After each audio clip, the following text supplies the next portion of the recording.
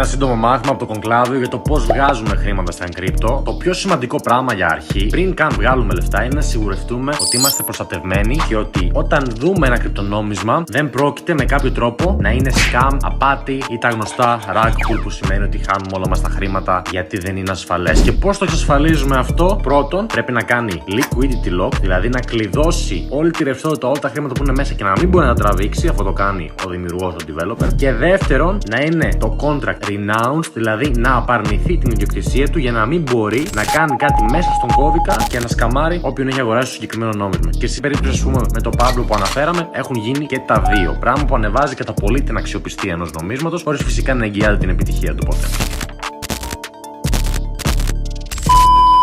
Έλα, σταμάτα να τρως τον καναπέ και θα σου δώσω πληροφορία και σένα, εντάξει. Θα σε βάλω στο Κονκλάβο επιτέλους.